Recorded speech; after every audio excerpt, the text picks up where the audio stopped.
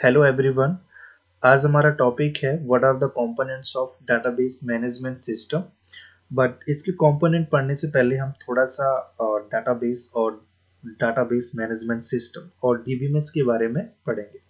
तो देखो, database is basically a collection of information और the interrelated data that has to be stored in an organized way so that it can be accessed, updated and deleted easily।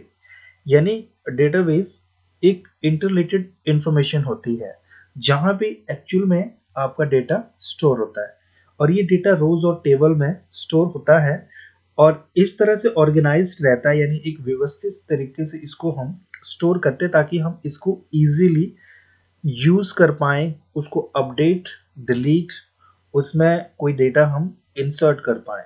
ठीक है। और जो हमारा DBMS है जिसको डाटाबेस मैनेजमेंट सिस्टम बोलते हैं, it is basically a collection of database and the procedure और program to access the data in the database. और इसको हम इस तरह से भी लिख सकते हैं जैसे database management system is the collection of inter related data and that inter related data is called database with the set of program or procedure to access the data in the database और simply the database. यानी ये दो चीजों को मिला के बनता है हमारा डीबीएमएस।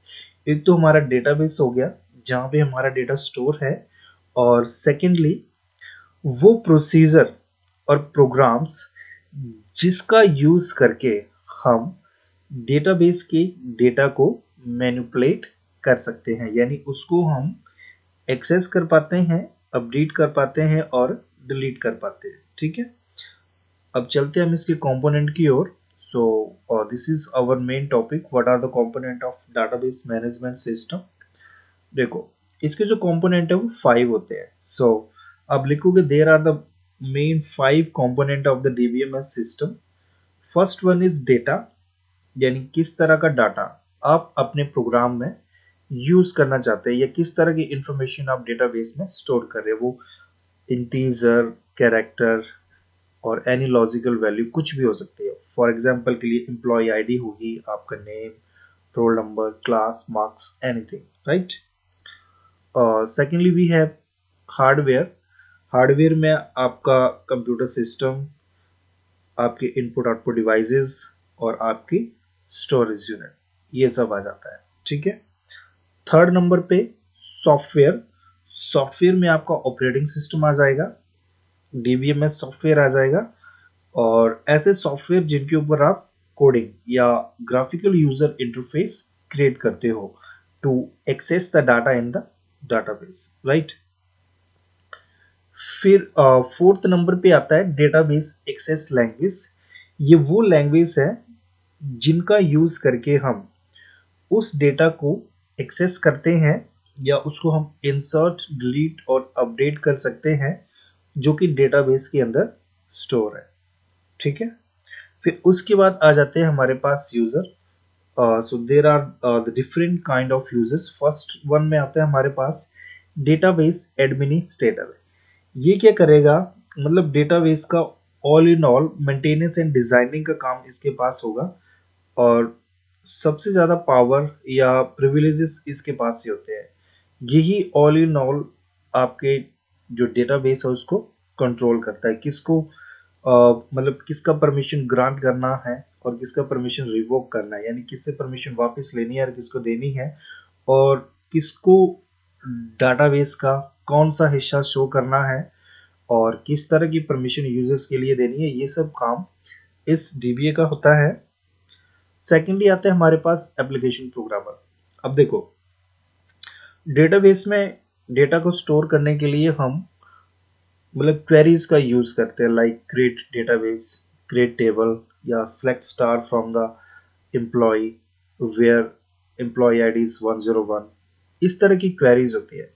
तो देखिए, जो बैंक के एम्प्लॉय होते हैं उनके पास एक GUI, जिसको हम सिंपली एप्लीकेशन भी बोल देते हैं, या बैंक का जो सॉफ्टवेयर है, ठीक है, उसको यूज करते हैं। तो उनको उस सॉफ्टवेयर को यूज़ करने के लिए ट्रेनिंग दी जाती है। यहाँ से आप एम्प्लॉय की डिटेल निकालेंगे, यहाँ से ट्रांजैक्शन चेक करेंगे, या किसी भी तरह की दिक्कत आ जाती है, ट्रांजैक्शन फेल्ड हो जाता है, तो वहाँ पे उनको अलग अलग वो मतलब ऑप्शन दिए गए होंगे। ठीक है, बोलने का मतलब कि आपके डेटाबेस के अंदर जो भी डेटा स्टोर है उसको एक्सेस करने के लिए या उसमें किसी भी तरह का अपडेट, डिलीट और इंसर्ट करने के लिए हमें क्वेरीज लिखनी पड़ती है। बट अब हम और आप लोग, चलो मेरे को तो नॉलेज है, बट हर किसी को इन क्वेरीज लैंग्वेज की यानी एसक्यूएल लैंग्वेज या माई एसक्यूएल जो भी है, इनकी नॉलेज नहीं होती है। ठीक है, हम जो यूजर्स हैं GUI को अच्छे से समझते हैं, यानी उसके ऊपर सब कुछ लिखो तो यहाँ पे नेम डालना है, यहाँ पे रोल नंबर, यहाँ पे क्लास डालनी है। ठीक है, तो ये आपका जो एप्लीकेशन प्रोग्रामर है, बेसिकली इसका काम होता है, जिस तरह का आपका डाटाबेस है या जिस तरह का डेटा या जो जो डाटा आपके डेटाबेस के अंदर स्टोर है, उस तरह की एप्लीकेशन ये बनाता है। ठीक है, मान लिया आपके डेटाबेस के अंदर 10 कॉलम है एक टेबल के अंदर। ठीक है, बट अब वो चाहता है कि यूजर के लिए हमें सिर्फ 4 ही कॉलम शो करने हैं, 6 कॉलम शो नहीं करने हैं, तो वो उसी तरह का इंटरफेस बनाएगा जहां पे यूजर जो है सिर्फ जो भी मतलब जिस भी तरह का या जिस जिस कॉलम का डेटा उसको शो करना सिर्फ वही दिखाता है वो। ठीक है, और बाकी कंट्रोलिंग तो आपका DBA भी करता है। और लास्ट में आ जाता है एंड यूजर। इसमें हम और आप लोग आ जाते हैं जो कि बनी बनाई एप्लीकेशंस का यूज करते हैं डेटाबेस के अंदर किसी भी तरह का मैनिपुलेशन करने के लिए। ठीक है, तो देखिए बहुत ही सिंपल आंसर है, इसमें आपको कोई भी रट्टा मारने की जरूरत नहीं है। और जहां तक मुझे लगता है मैंने बिल्कुल आसान भाषा में आपको समझाया कि ये जो 5 कंपोनेंट हैं इनका क्या मतलब है, कौन कैसे काम करता है और क्या इनका पर्पस है। ठीक है, तो देखिए सबसे पहले तो पीछे नाम ही लिखवाएं और थोड़ा बहुत मैंने बता भी दिया आपको। जब आपको पेपर में लिखना है तो आपने इस तरह से लिखना। देखो सबसे पहले आ जाता है डेटा। इसमें आप लिखोगे data to be stored in the database which can be a number, character, date और एनी लॉजिकल वैल्यू। यानी इट्स अ डेटा जिसको हमें डेटाबेस के अंदर स्टोर करना है। वो कोई नंबर हो सकता है जैसे roll number, salary, marks, character, आपका जेंडर, आपका सेक्शन, राइट, फिर डेट और एनी लॉजिकल वैल्यू यानी यस और नो। सेकंड पे आ जाते हैं हार्डवेयर, जिसमें आपका कंप्यूटर सिस्टम आ जाएगा, storage unit, input output devices आ सकते हैं। फिर थर्ड नंबर पे सॉफ्टवेयर, जिसमें आपका ऑपरेटिंग सिस्टम, आपका DBMS सॉफ्टवेयर और एप्लीकेशन प्रोग्राम्स एक्सेट्रा आते हैं। और फोर्थ नंबर पे आते हैं database access language. Database access language is a language used to write command to access, update and delete data stored in a database। यानी ये ऐसी लैंग्वेजेस है जिनका यूज करके मतलब इनमें हमें क्वेरीज और कमांड्स लिखनी होती है जो कि डेटाबेस के डेटा को एक्सेस करती है, उन्हें अपडेट कर सकती हैं, डिलीट कर सकती है, और इवन उसमें किसी भी टाइप का डेटा आप इंसर्ट भी कर सकते हो। और उन लैंग्वेजेस के एग्जांपल हैं SQL, my access, MySQL, Oracle etcetera. और लास्ट हम यूजर्स पे आ जाते हैं। तो ये 3 टाइप के यूजर्स हैं। First one is DBA, perform database design and maintenance, यानी ऑल इन ऑल डेटाबेस की कंट्रोलिंग इसके पास ही होती है, और मेनली ये डिजाइनिंग और मेंटेनेंस का काम करता है डेटाबेस के लिए, राइट।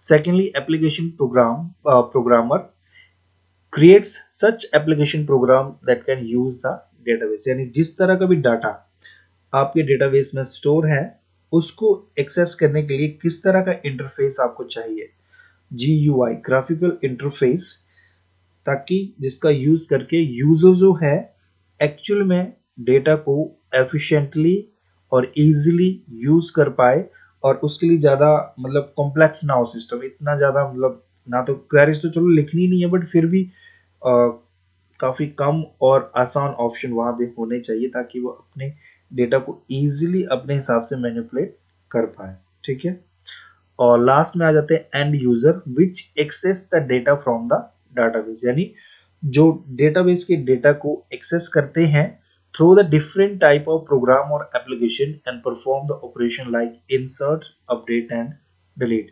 यानी चाहे कोई एप्लीकेशन होगी, वेब पेज होगा या और टाइप का कोई प्रोग्राम जिनका यूज करके वो डेटाबेस के अंदर जो भी डाटा है उसको मतलब इंसर्ट कर सकता है, अपडेट कर सकता है, डिलीट कर सकता है और इवन रिट्रीव भी कर सकता है उस डाटा को अपने हिसाब से।